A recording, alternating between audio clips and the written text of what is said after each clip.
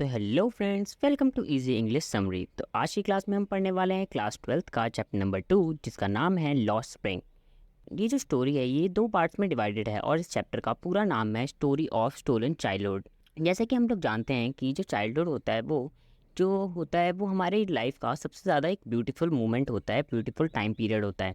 तो ये जो कहानी है इसे एक्सप्लेन करती है एनीस यंग, जो कि 1964 में पैदा होती है। तो इसमें इस वाली वीडियो में हम फर्स्ट पार्ट को डिस्कस करने वाले हैं, जिसका नाम होता है some time I found a rupee in the garbage. तो ये कहानी है साहिब आलम की, जो कि बांग्लादेश ढाका से आया होता है बिग सिटी में, क्योंकि उसका जो घर होता है बांग्लादेश में वो तबाह हो जाता है because of some natural disaster. तो वो यहाँ बिग सिटी में आकर रैग पिकर बन जाता है। तो एक दिन जो एनीस यंग होती है वो उस रैग पिकर से मिलती है और वो पूछती है कि तो ये रैग पिकिंग क्यों करते हो। तो वो कहता है कि ये मैं अपने सर्वाइवल के लिए करता हूँ। तो वो पूछती है कि तुम स्कूल क्यों नहीं जाते, तुम तो स्कूल जाना चाहिए, तुम तो स्कूल जाने के एज में हो। तो उसे तुरंत ये बोलते ही ये रिग्रेट होता है कि आखिर वो एक रैग पिकर कैसे स्कूल जा सकता है। तो साहिब जो होता है वो रिप्लाई करता है कि यहाँ आसपास कोई भी स्कूल नहीं है, लेकिन अगर यहाँ पे कोई स्कूल होता तो मैं वहाँ पर ज़रूर जाता। तो तो इसके बाद जो एनिस जंग होती है वो रैग पिकर को कहती है कि अगर मैं कोई स्कूल तुम्हें बनवा कर दूँ तो फिर तुम अपने फ्रेंड्स के साथ वहाँ जाओगे।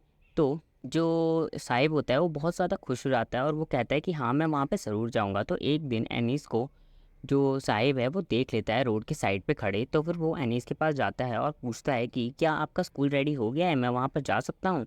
तो जो एनीस है वो बोलती है कि नहीं, इसको एक स्कूल को बनने में काफ़ी टाइम लगता है, तो तुम्हें थोड़ा सा रुकना पड़ेगा। तो इसके बाद जो साहिब होता है वो वहाँ से चला जाता है। तो एक बार और जो साहिब है वो एनीस से मिलता है। तो इस बार जो एनीस होती है वो साहिब से पूछती है कि तुम्हारा नाम क्या है, क्योंकि अभी तक जो साहिब है उसने अपना नाम एनीस को नहीं बताया होता। तो वो बोलता है कि मेरा नाम है साहिब आलम। तो ये सुन के जो ऑथर है वो बहुत ज़्यादा कंफ्यूज और हैरान हो जाती है, क्योंकि उसके नाम का मतलब होता है लॉर्ड ऑफ द यूनिवर्स, लेकिन वो एक रैग पिकर है तो ये बिल्कुल ही अपोजिट हो गया उसके नाम से। तो इसके बाद जो हमारी एनीस है, हमारी ऑथर, वो देखती है कि जो इसके फ्रेंड्स हैं साहिब के, उनको लोग बोलते हैं आर्मी ऑफ बेयरफुट बॉयज़, क्योंकि वो लोग जो होते हैं वो नंगे पैर ही हर जगह घूमते रहते हैं, बिना चप्पल के, बिना जूतों के। और वो एक मॉर्निंग बर्ड की तरह है, क्योंकि जो मॉर्निंग बर्ड्स होती है वो सिर्फ मॉर्निंग में, डे टाइम में दिखती है, लेकिन रात को वो गायब हो जाती है। वैसे ही जो ये इसके फ्रेंड्स हैं वो दिन के टाइम पे दिखते हैं, लेकिन रात के टाइम पे गायब हो जाते हैं। तो एक बार जो एनीस है वो पूछती है इन लोगों से कि तुम लोग बिना चप्पल जूतों के क्यों घूमते हो। तो उनमें से एक रिप्लाई करता है कि मेरी मदर जो है वो मुझे चप्पल जूते निकाल के नहीं देती, जो कि रैक पे रखे हुए हैं। तो जो उसमें से दूसरा बच्चा है जिसने कि जूते पहन रखे होते हैं, वो कहता है कि अगर इसकी मदर उसे जूते निकाल के देगी भी तो भी ये नहीं पहनेगा, क्योंकि इसका मन ही नहीं करता जूते पहनने का। तो जो बच्चा ये बोल रहा होता है उसने जूते तो पहन रखे होते हैं, लेकिन वो 2 अलग अलग कलर्स के होते हैं। और फिर एक बच्चा और होता है वहाँ पर, वो बोलता है कि मेरा तो एक सपना है कि मुझे एक न्यू पेयर ऑफ शूज़ मिले। तो ये सुन के जो एनीस होती है उसे एक स्टोरी याद आ जाती है, जो कि उसे 30 साल पहले सुनाई गई होती है उदीपी के थ्रू। उदीपी जो होता है वो एक प्रीस्ट का बच्चा होता लेके है हाजिर है। और वो ये कंटेंट रोज़ कॉपीराइट फ्री है, मंदिर में आप जाकर यूज कर प्रे सकते हो। करता Hi है कि आई everyone and want a welcome to my pair of channel. Shoes. तो Here's a green जो screen हमारी video. ऑथर है वो उसी मंदिर के बाहर खड़ी होती है जिस मंदिर की स्टोरी उसने सुनी होती है, और उस मंदिर के पीछे एक प्रीस्ट रहता है, और जहाँ पे वो देखती है कि एक बच्चा बहुत दूर से भागता हुआ आता है और अपने बैग को ज़मीन पे पटकता है और चला जाता है वहाँ से।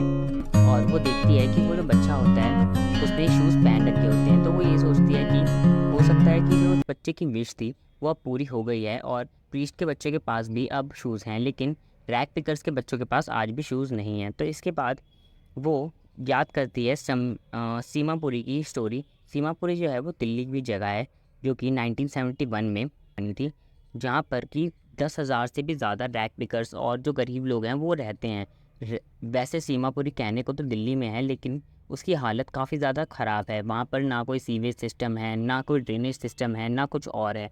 तो जो बच्चे और वहाँ के लोग हैं वो बहुत ज़्यादा गरीबी में रहते हैं। तो एनीस जो होती है वो एक बार पूछती है वहाँ पर जाकर कि आप लोग यहाँ पर क्यों रहते हैं, जब यहाँ पर किसी भी तरीके की कोई सुविधा नहीं है। तो वो लोग कहते हैं कि हम कहाँ जाएँ, हम लोग जहाँ पर भी जाएंगे वहाँ हमें खाने को कुछ नहीं मिलेगा, यहाँ पर एटलीस्ट हमें खाना मिल जाता है, क्योंकि उनका राशन कार्ड जो होता है वो कुछ पॉलिटिशियंस बनवा देते हैं अपने फ़ायदे के लिए, क्योंकि राशन कार्ड के बदले वो लोग उन्हें वोट दे देते हैं, तो इस तरीके से उन्हें खाना मिल जाता है। तो इसके बाद एनिस बोलती है कि जो ये कूड़ेदान होता है वो जो बड़े लोग होते हैं उनके लिए गोल्ड की तरह होता है, क्योंकि वो उन्हें खाने पीने की सामान को लेने में हेल्प करता है, लेकिन जो बच्चे होते हैं उनके लिए वो एक मिस्ट्री की तरह होता है, क्योंकि उनमें कभी उन्हें पैसे मिलते हैं, कभी कुछ मिलता है, कभी कुछ सामान मिलता है, तो वो उसके लिए एक मिस्ट्री बन जाता है। तो जो साहिब है वो भी एक बार बताता है उन्हें कि वो कभी वहाँ पर गार्बेज में कभी 1 रुपये का कॉइन ढूंढता है, कभी 10 रुपीज़ का नोट ढूंढता है। तो इसके बाद एक बार एनीस जो है वो साहिब को देखती है कि वो एक टेनिस कोर्ट के बाहर खड़ा होकर टेनिस खेलते हुए बच्चों को देख रहा होता है, और इस बार उसने शूज़ पहन रखे होते हैं जो कि बहुत पुराने से टेनिस शूज़ होते हैं, लेकिन उसके जो कपड़े होते हैं वो उससे भी ज़्यादा पुराने होते हैं। तो जो एनीस है वो वहाँ पे जाकर पूछती है उससे कि तुम यहाँ पे क्या कर रहे हो, तो वो कहता है कि मैं यहाँ पे टेनिस खेलने आया हूँ, क्योंकि इन बच्चों के जाने के बाद जो हमारा गार्ड है वो हमें थोड़ी देर के लिए अंदर जाने देता है और खेलने देता है। तो इसके बाद जो एनीज़ है वो नोटिस करती है कि जो हमारा साहिब होता है उसके हाथ में एक स्टील का कंटेनर होता है जो कि काफ़ी ज़्यादा बड़ा होता है, लेकिन वो इतना भारी नहीं होता। लेकिन एनीज़ देखती है कि जो साहिब है वो बहुत ज़्यादा उदास रहने लग गया है पहले के टाइम के अकॉर्डिंग, क्योंकि पहले उसके ऊपर कोई बर्डन नहीं था, लेकिन अब एक बर्डन उसके सर पे आ गया है, क्योंकि वो एक चाय स्टॉल पे काम कर रहा होता है 800 रुपीज़ पर मंथ पे, और उसे खाना भी वहाँ पे मिल जाता है, लेकिन वहाँ पे कोई फ्रीडम नहीं है। वो एक मज़दूर की तरह वहाँ पे काम करता है। तो ये था फर्स्ट पार्ट और उसकी समरी। तो इस तरीके की और समरी जानने के लिए मेरे चैनल को सब्सक्राइब करें। Thank you.